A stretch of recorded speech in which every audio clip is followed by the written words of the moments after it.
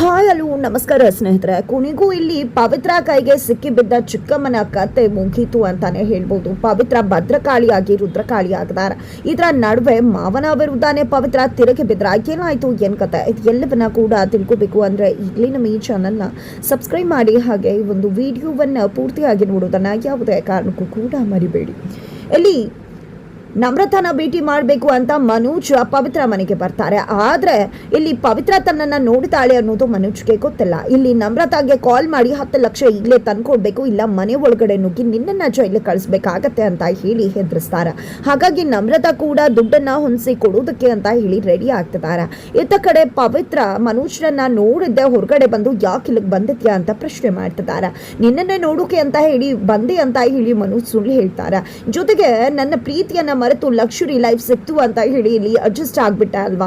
ಈ ಲಕ್ಸುರಿ ಲೈಫಲ್ಲೇ ಯಾತಕ್ಕೆ ಪ್ರೀತಿ ಮುಂದೆ ಇದೆಲ್ಲವೂ ಕೂಡ ಶೂನ್ಯ, ನನ್ನ ಜೊತೆ ಬಂದ್ಬಿಡು, ನಾನು ನೀನು ಸುಖವಾಗಿ ಬದುಕೋಣ ಅಂತ ಹೇಳಿ ಮನೋಜ್ ಹೇಳ್ತಿದ್ದಾಗೆ, ನಾನು ಈ ಮನೆಯಲ್ಲಿ ಇರುವುದಕ್ಕೆ ಕಾರಣ ಈ ಲಕ್ಸುರಿ ಲೈಫ್ ಅಲ್ಲ, ನನಗೆ ತಾಳಿ ಕಟ್ಟಿರೋ ಗಂಡನಿಗೋಸ್ಕರ ಅಂತ ಹೇಳಿ ಹೇಳ್ತಾರ. ನೀನ್ ತಾಳಿ ಕಟ್ಟಿರೋ ಗಂಡ ಅಂತಿದ್ಯಲ್ಲ, ಅವರ ಕಥೆಯನ್ನೇ ಮುಗಿಸ್ಬಿಡ್ತೀನಿ, ದೇವ್ ಕಥೆನೆ ಮುಗ್ದು ಹೋದ್ರೆ ಹೇಗಿರ್ತೀಯ, ಇಲ್ಲಿ ಬಂದ್ಬಿಡು ಪವಿತ್ರ ಅಂತ ಹೇಳಿ ಮನೋಜ್ ಹೇಳ್ತಿದ್ದಾಗೆ ಚಂಡಿ ಚಾಮುಂಡಿ ರುದ್ರಭದ್ರ ಕಾಳಿ ಆಗ್ಬಿಡ್ತಾಳೆ. ಪವಿತ್ರ ಎಲ್ಲಿರುತ್ತೋ ಸಿಟ್ಟು, ನನ್ನ ಗಂಡ ದೇವ್ ಸರ್ಗೆ ತೊಂದರೆ ಮಾಡ್ತೀನಿ ಅಂತೀಯ, ದೇವ್ ಸರ್ ಕತೆನೆ ಮುಗಿಸ್ತೀನಿ ಅಂತ ಹೇಳ್ತೀಯ, ಎಷ್ಟು ತಾಕತ್ತಿರ್ಬೇಕು ನಿನ್ಗೆ ಅಂತ ಹೇಳಿ ಹಿಗ್ಗಾಮುಗ್ಗ ಬಾರ್ಸ್ ಬಿಸಾಡ್ಬಿಡ್ತಾಳೆ. ಇದನ್ನ ನಮ್ರತ ನೋಡಿದ್ದೆ, ಏನಪ್ಪಾ ಇದು ಏನಾಗ್ತದೆ ಇಲ್ಲಿ, ಪವಿತ್ರ ನೋಡಿದ್ರೆ ಈ ಅವತಾರ ತಾಳ್ಕೊಂಡು ಅವನಿಗೂ ಹೊಡಿತಿದ್ದಾಳಲ್ಲ, ಮೊದಲು ನಾನು ಇಲ್ಲಿಂದ ಎಸ್ಕೇಪ್ ಆಗ್ಬೇಕು, ಇಲ್ಲ ಅಂದ್ರೆ ನಾನ್ ಸಿಕ್ ಬೀಳ್ಬೇಕಾಗತ್ತೆ ಅಂತ ಹೇಳಿ ಹೆದರ್ಕೊಂಡಂತ ನಮ್ರತ ಅಲ್ಲಿಂದ ಎಸ್ಕೇಪ್ ಆಗ್ತಾರ. ತದನಂತರ ಇನ್ನೊಮ್ಮೆ ನನ್ನ ಗಂಡನ ವಿಷಯಕ್ಕೆ ಬರ್ತೀನಿ ಅಂದ್ರೆ ಸ್ವಲ್ಪ ಎಚ್ಚರಿಕೆಯಿಂದ ಇದ್ರೆ ಸರಿ, ಇನ್ನು ಮುಂದೆ ನನ್ನ ಗಂಡನ ತಂಟೆಗೆ ಬಂದ್ರೆ ನಿನ್ನ ಕತೆ ಏನಾಗತ್ತೆ ಅಂತ ಗೊತ್ತಿದ್ಯಾ, ಇದೇ ಕೊನೆ ಅಂತ ಹೇಳಿ ಪವಿತ್ರ ಎಚ್ಚರಿಸ್ತಿದ್ದಾಗೆ, ಇಲ್ಲಮ್ಮ ನಾನು ಏನು ಮಾಡುವುದಿಲ್ಲ, ನನ್ನ ಬಿಟ್ಬಿಡು ತಾಯಿ ಅಂತ ಹೇಳಿದ್ದೆ. ಅಲ್ಲಿಂದ ಮನೋಜ್ ಎರ್ರಾಬಿರ್ರಿ ಅಂತ ಹೇಳಿ ಓಡಿ ಹೋಗ್ತಾರ. ಇತ್ತ ಕಡೆ ಚಿಕ್ಕಮ್ಮ ಮತ್ತೆ ಚಿಕ್ಕಪ್ಪ ಇಬ್ರು ಕೂಡ, ಮಂಗಳಮ್ಮ ಮತ್ತೆ ಅವ್ರ ಗಂಡ ಇಬ್ರು ಕೂಡ ಆ ಒಂದು ಪವಿತ್ರ ರೂಮಿಂದ ಕೀಯನ್ನ ತಗೊಂಡು ಹೋಗೋದ್ರಲ್ಲಿ ಯಶಸ್ವಿ ಆಗ್ತಾರೆ. ನಂತರ ಮಗುನ್ ಜೊತೆ ಸೇರ್ಕೊಂಡು ಲಾಕರ್ ಬಳಿಗೆ ಹೋಗ್ತಾರೆ, ಲಾಕರ್ ಅನ್ನ ಓಪನ್ ಮಾಡ್ತಾರೆ. ಓಪನ್ ಮಾಡಿದ್ದೆ ಅಲ್ಲಿ ಇರ್ತಕ್ಕಂಥ ಎಲ್ಲವನ್ನ ಕೂಡ ನೋಡಿದ್ದೆ, ಫುಲ್ ಖುಷಿ ಆಗ್ತಿದ್ದಾರೆ. ತಕ್ಷಣ ಅಷ್ಟು ದುಡ್ಡಿದೆ, ಇಷ್ಟು ಚಿನ್ನ ಇದೆ, ಬೆಳ್ಳೆ ಇದೆ ಅಂತ ಹೇಳಿ ಎತ್ಕೊಳ್ಳೋಕೆ ಹೋದಾಗ ಅಲ್ಲಿ ಒಂದು ಫೈಲ್ ಇರುತ್ತೆ. ಏನು ಈ ಪವಿತ್ರ ಈ ಫೈಲ್ನೆಲ್ಲ ಎಲ್ಲಿ ಇಟ್ಟಿದ್ದಾಳಲ್ಲ ಗೊತ್ತಾಗಲ್ವಾ, ಫೈಲ್ನೆಲ್ಲ ಲಾಕರಲ್ಲಿ ಇರ್ತಾರ ಅಂತ ಹೇಳಿದ್ದೆ ಚಿಕ್ಕಪ್ಪ. ಹಾಗೆ ಅದನ್ನ ತೂದು ಹೆಸ್ದು ಬಿಡ್ತಾರೆ. ಆಗ ಅವರ ಮಗ ತಗೊಂಡಿದ್ದೆ, ಏನಿದು ಈ ಫೈಲ್, ವಾವ್ ಎಂತ ಫೈಲ್ ಸಿಕ್ತು ನನ್ನ ಕೈಗೆ, ಇದಕ್ಕೋಸ್ಕರನೇ ವೇಟ್ ಮಾಡ್ತಾ ಇದ್ದೆ ನಾನು, ಮುಗೀತು, ನೀವ್ ಏನು ಒಳ್ಳೆ ಜುಜ್ಬಿಗಳ ತರ ಚಿನ್ನ ಒಡವೆ ದುಡ್ಡು ಅಂತ ಹೇಳ್ತಿದ್ರಲ್ಲ, ಈ ಫೈಲ್ ಎಷ್ಟು ಬೆಲೆ ಬಾಳುತ್ತೆ ಅಂತ ಗೊತ್ತಿದ್ಯಾ ನಿಮ್ಗೆ, 200 ಕೋಟಿಗೆ ಬೆಲೆ ಬಾಳುತ್ತೆ ಇದು ಅಂತ ಹೇಳಿದಾಗ, 200 ಕೋಟಿನ ಅದೇನಿದೆಯೋ ಅದರಲ್ಲಿ ಅಂದಾಗ, ಇದು ದೇವ್ ಪ್ರಾಜೆಕ್ಟ್ ಫೈಲ್, ಅವನು ಇಷ್ಟು ವರ್ಷಗಳ ಕಾಲ ಶ್ರಮ ಹಾಕಿದಾನಲ್ವಾ, 10 ವರ್ಷದಿಂದ ಅಮ್ಮಾಸ್ ಕಾಫಿಗೆ, ಅದಕ್ಕೆ ಸಂಬಂಧಪಟ್ಟಾಗ ಇದನ್ನ ನಾನು ಹೇಗೆ ಸ್ಪಾಯಿಲ್ ಮಾಡ್ತೀನಿ ಗೊತ್ತಾ, ಇದ್ರ ಮುಖಾಂತರ ಹೇಗೆ ದುಡ್ಡು ಸಂಪಾದನೆ ಮಾಡ್ತೀನಿ ಗೊತ್ತಾ, ನಡೀರಿ ಇಲ್ಲಿಂದ ಹೋಗೋಣ ಅಂತ ಹೇಳಿ ಹೇಳ್ತಾರೆ. ಆ ಸಮಯದಲ್ಲಿ ಮಂಗಳ ಅವರ ಒಂದು ಕೈ ಗಾಜಿನ ಬಳೆ ಉಳಿದು ಹೋಗುತ್ತೆ. ಅದನ್ನ ಹಾಗೆ ಎತ್ಕೊಂಡು 1 ಪೀಸ್ನ ಮರೆತು ಅಲ್ಲೇ ಬಿಟ್ಟು ಈ ಕಡೆ ಹೊರಟು ಬರ್ತಾರೆ. ನಂತರ ಕೀಯನ್ನ ಹಾಗೆ ಸೇಫ್ ಆಗಿ ಮಗುತೊಮ್ಮೆ ಆ ಒಂದು ಪವಿತ್ರ ರೂಮ್ಗೆ ಅಂತ ಹೇಳಿ ಇಡ್ಲಿಕ್ಕೆ ಹೋಗ್ತಾರೆ. ಇಟ್ಟು ಹೊರಡಬೇಕು, ಬಟ್ ಅಷ್ಟರಲ್ಲಿ ಪವಿತ್ರ ಬರ್ತಿರೋದನ್ನ ನೋಡಿದಂತ ಮಂಗಳ ಮತ್ತೆ ಅವ್ರ ಗಂಡ ಹಾಗೆ ಸೋಫಾ ಹಿಂದೆ ಉಸ್ಕೊಂಡ್ಬಿಡ್ತಾರೆ. ನಂತರ ಅಲ್ಲಿ ದೇವ್ ಕೂಡ ಬರ್ತಾರೆ. ಇಬ್ರಿಗೂ ಕೂಡ ಗೊತ್ತಾಗದೆ ಇರುವ ಹಾಗೆ ಅಲ್ಲಿಂದ ಹೋಗ್ಬಿಡ್ತಾರೆ. ಬಟ್ ಒಂದು ಸೌಂಡ್ ಆಗತ್ತೆ. ಈ ಸೌಂಡ್ ನಿಮ್ಗೆ ಕೇಳಿಸ್ತಾ ಅಂತ ದೇವ್ ಕೇಳಿದಾಗ ಇಲ್ಲ ಅಂತ ಪವಿತ್ರ ಹೇಳ್ತಾರೆ.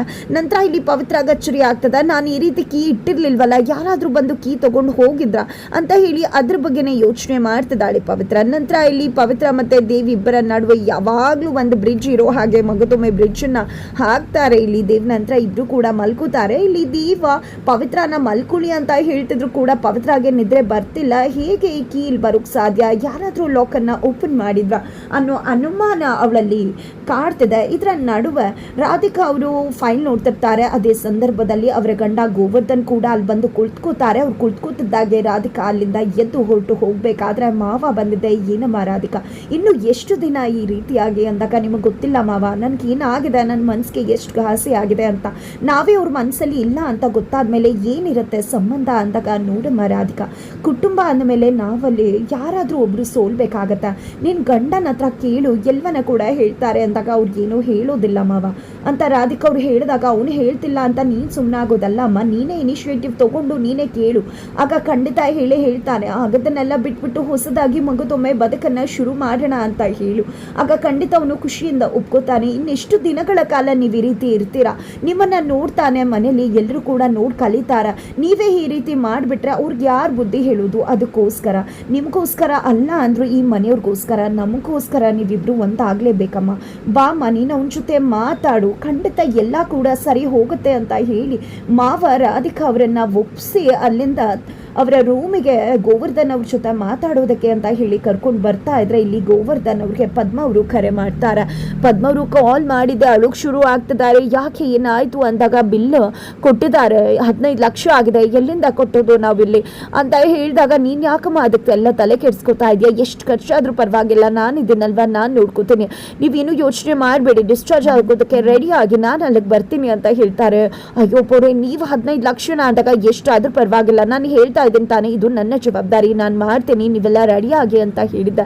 ಪವಿತ್ರ ಬಳಿಗೆ ಹೋಗ್ತಾರೆ. ಪವಿತ್ರ, ನಂಗೆ ಸ್ವಲ್ಪ ದುಡ್ಡು ಬೇಕಾಗಿತ್ತಮ್ಮ ಅಂದಾಗ, ಅಯ್ಯೋ ಮಾವ ನಿಮ್ಮದೇ ದುಡ್ಡು, ಅದಕ್ಕೆ ನಾನು ಪರ್ಮಿಷನ್ ಕೇಳ್ತಾ ಇದ್ರಾ ಅಂತ ಹೇಳಿ ಹೋಗ್ಬಿಟ್ಟು ಕಬೋ ನನ್ನ ಲಾಕರನ್ನು ಓಪನ್ ಮಾಡ್ತಾಳೆ.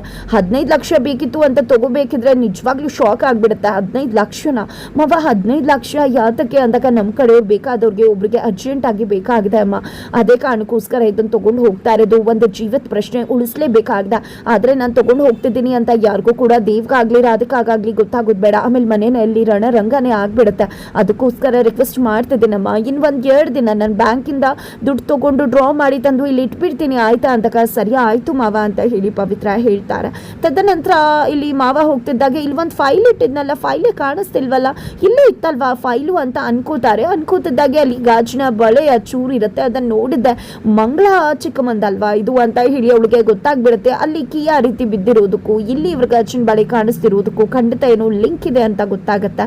ಇತ್ತ ಕಡೆ ಚಿಕ್ಕಮ್ಮ ಮತ್ತು ಚಿಕ್ಕಪ್ಪನ ಬಳಿ ಅವರ ಮಗ ಈ ಒಂದು ಫೈಲ್ ಇಟ್ಕೊಂಡು 60 ಕೋಟಿಗೆ ಬಾಂಬೆಯಲ್ಲಿ ಡೀಲ್ ಮಾಡ್ಕೊಂಡು ಬರ್ತೀನಿ, ನಂತರ ಇಲ್ಲಿ ಅಮ್ಮಾಸ್ ಕಾಫಿ ವಿರುದ್ಧ ಮಗದೊಂದು ಕಾಫಿ ಬಿಸ್ನೆಸ್ಸನ್ನು ಶುರು ಮಾಡ್ತೀನಿ, ನಾಳೆ ಫಸ್ಟ್ ಫ್ಲೈಟ್ಗೆ ಹೊರಡ್ತೀನಿ, ಇದನ್ನು ಅಲ್ಲಿ ತನಕ ಜೋಪಾನವಾಗಿಟ್ಟಿರಿ, ಯಾರ ಕಣ್ಗೂ ಇದು ಕಾಣಿಸ್ಬಾರ್ದು, ಪವಿತ್ರ ಗೊತ್ತಾಗಿಲ್ಲ ಅಂದರೆ ದೇವ್ಗೂ ಕೂಡ ಗೊತ್ತಾಗೋದಿಲ್ಲ, ನಮ್ಮ ಆಟ ಶುರು ಮಾಡೋಣ ಅಂತ ಹೇಳಿ ಮಗ ಹೋಗಿರ್ತಾರೆ. ಆದರೆ ಅಲ್ಲಿಗೆ ಪವಿತ್ರ ಎಂಟ್ರಿ ಕೊಡ್ತಾರೆ.